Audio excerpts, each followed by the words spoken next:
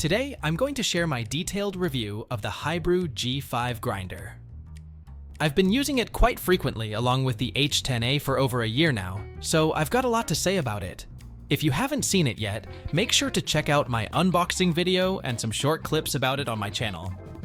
So, let's start with the design. The G5 grinder is compact and slim, and it's not very heavy. The body of the grinder can tilt 15 degrees for lower retention. Alternatively, you can grind beans with it straight for slightly better consistency. However, I honestly don't notice much difference, so I always keep it tilted.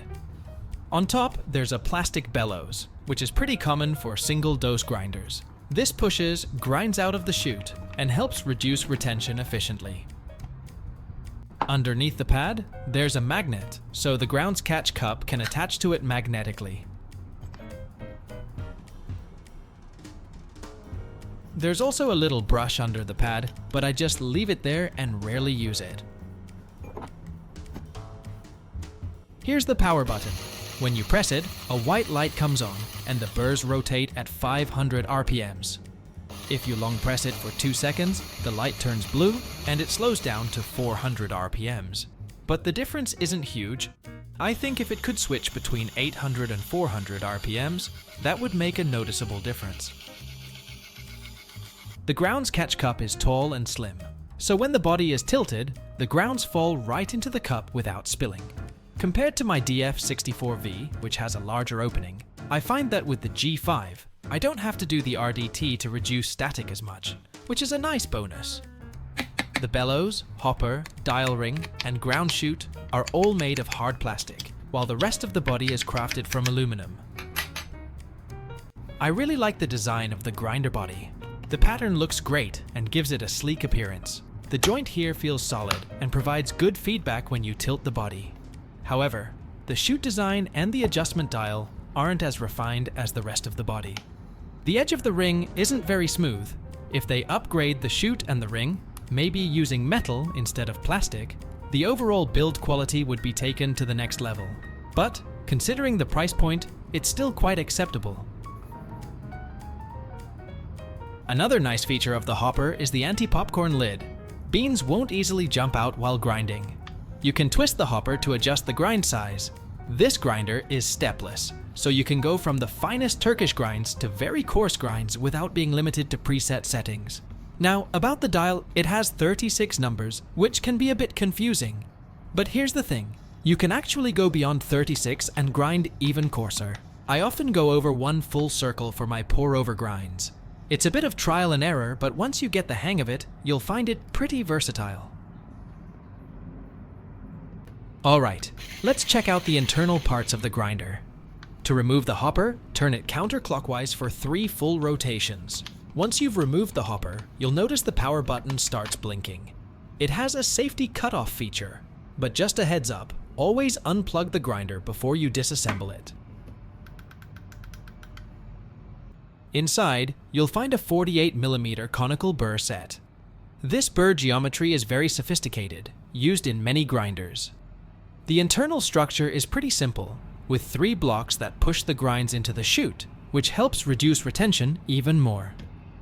There are 4 grooves and 4 knobs on the hopper. To reassemble, just align the knobs into the grooves and twist it back on. Here's a great feature. Since the screw thread is calibrated and the bottom part is rotatable, as long as you align the knobs into the grooves and tighten it up, it will always return to the 0 point without recalibration.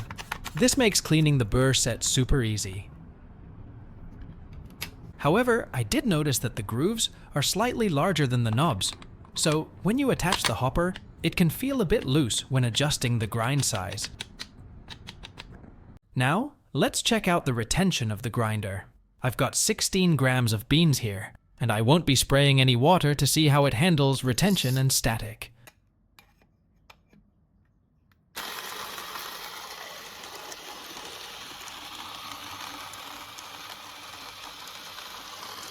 The grinder is pretty quiet, which is a big plus. A bit of fine dust attached to the chute, but not much. Remember to push the bellows multiple times while grinding. The grinder stops automatically, but from my experience, it's good to restart it and push the bellows a few more times to minimize retention. In the end, I found about 0.1 grams of retention, which isn't bad at all. I've received a lot of comments asking about the grind size I use. Unfortunately, there's no one-size-fits-all answer, since it depends on various factors like the beans, roast levels, freshness, and your espresso machine settings. So, let me show you how to dial it in. For the retention test, I use the grind setting at number 6. Let's pull the first shot and see how it goes. I'm aiming for 36 grams of yield in 25 to 30 seconds. The shot comes out a bit too fast, including an 8-second pre-infusion, and finishes in about 20 seconds. So, let's go finer and try setting number 5 and pull another shot.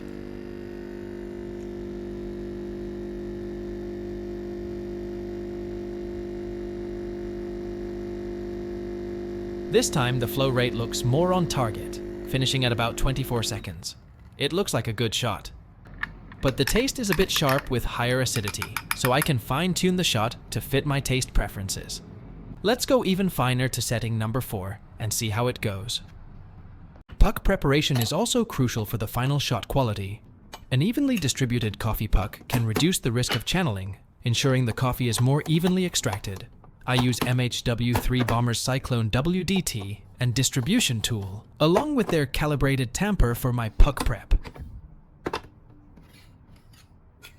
This is the dialing in process. It takes a few attempts to find the best grind size for your shot. My setting may not work for your beans.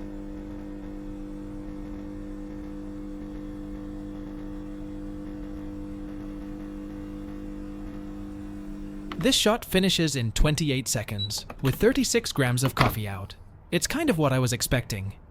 Before I taste this shot, I'd like to compare it with the DF64v, another great grinder for espresso. I'm grinding 16 grams of beans with each grinder.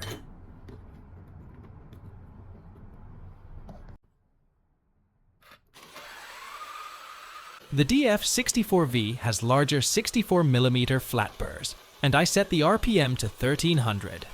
It grinds about 10 seconds faster than the G5.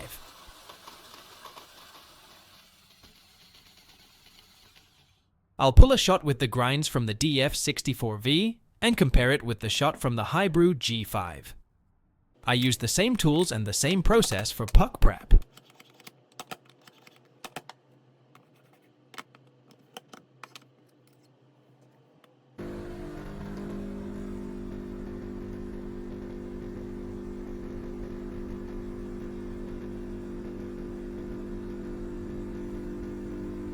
The shot time is exactly the same, with 36 grams out in 28 seconds. I'm using my favorite medium-dark roasted espresso blend. The shot from the G5 is more balanced than the previous shots, with very pronounced milk chocolate and caramel notes. The creamer and texture of the shot from the DF64v are almost identical to the shot from the G5. It has a very similar flavor profile and mouthfeel, but it's slightly more complex with higher sweetness. Overall, both are very tasty shots, and the shot quality from the G5 is on par with more expensive grinders like the DF64v. This is quite impressive. Of course, the DF64v has variable RPM settings, so if you're interested, check out my DF64v review by clicking the link in the corner.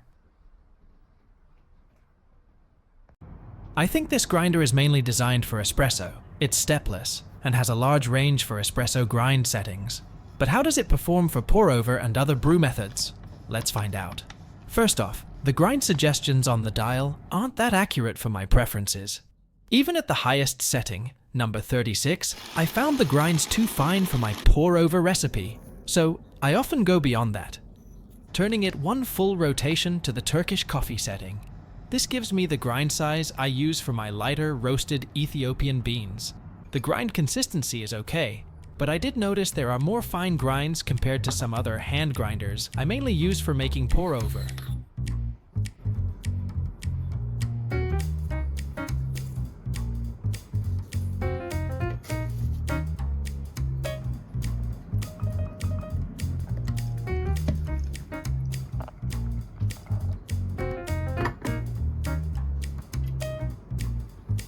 Taste-wise, the body is quite heavy and well-rounded, but it doesn't completely present the nuanced flavor profiles. The sweetness and bright acidity I enjoy aren't as pronounced compared to other hand grinders, like the Espresso K Ultra or the Timemore X Lite.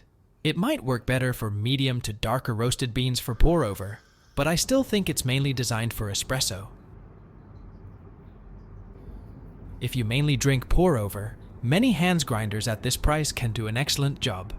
However, if you occasionally make drip coffee or pour-over, it will do the job. I don't often drink Turkish coffee, but let's test the finest setting. First, tighten the burr set, then loosen it a bit to make sure the burrs aren't touching each other. While I'm not very experienced at brewing Turkish coffee, I can tell you that this grinder can produce ultra-fine grinds. The result is almost like powder, with no big particles. So, you don't have to worry about your coffee being chewy.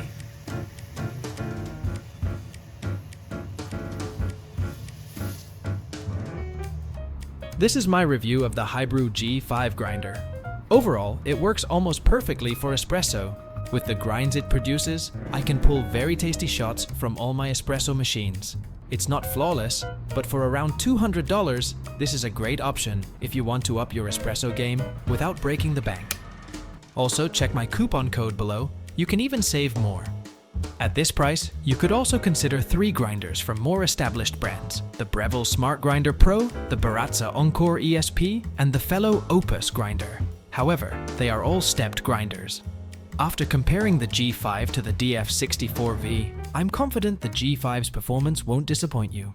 If you have any questions about this grinder, please leave a comment below. I hope you found this video useful. Thanks for watching.